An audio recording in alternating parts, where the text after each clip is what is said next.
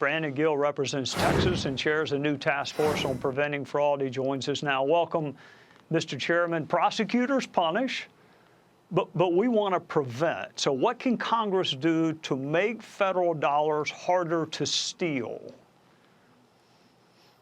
Well, I think there's two things here that has caused fraud to be so prevalent. One is that we've had an immigration system that has imported a large number of people from low-trust societies who engage in low-trust behavior. We saw that in Minnesota. We saw it in Ohio with the Somali and Bhutanese communities in both of those states engaging in rampant Medicaid fraud. So I think that's the first thing that we have to be realistic about. The second thing is that you've got programs that are administered by states but are funded by the federal government. So there's a problem with the incentive that states have to actually eliminate fraud. In fact, in many cases, like we saw specifically in Minnesota, you have state officials who are incentivized to use federal tax dollars to essentially buy off voters. That's what the Democrats in charge, particularly Governor Walz in Minnesota, had been doing for quite some time. He kind of made a Faustian bargain with the Somali community there. He said, you can defraud American taxpayers, we're going to look the other way, but you vote for us in exchange. That was kind of the implicit deal that they made. So we've got a lot of changes that need to be made in the structure of these programs as well to ensure that this doesn't continue.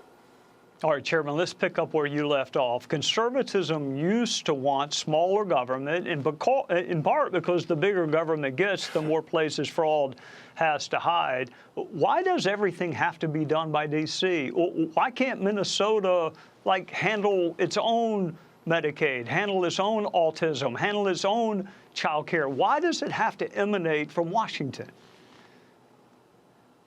Well, I think that you're exactly right, and I think longer term what we need to move towards is having the states pick up a bigger share of the cost burden of these programs, and for programs that are paid for by the federal government, maybe at times move to more of a block grant type system where the states are the ones who are actually on the hook for these programs so that the incentives are more aligned properly to ensure that fraud doesn't continue. The more the states are actually on the hook for this, the more they're going to ensure that these programs are actually administered well.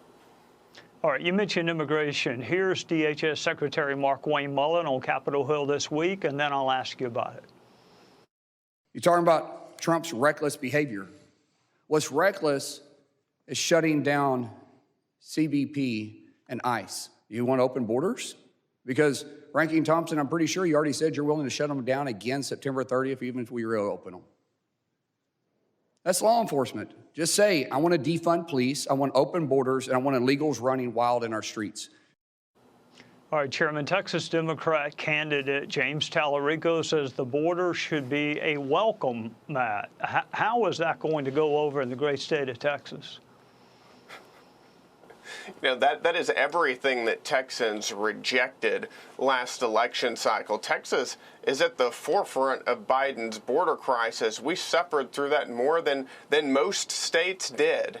And the people of Texas want secure borders. They want law and order. James Talarico, by the way, is somebody who has in the past given advice publicly to illegal aliens on how they can evade ICE. He's somebody who has publicly stated that illegal aliens need to fight back against ICE. This is one of the most radical open border zealots the Democrats could have possibly picked, and somebody who is way out of line with the people of Texas.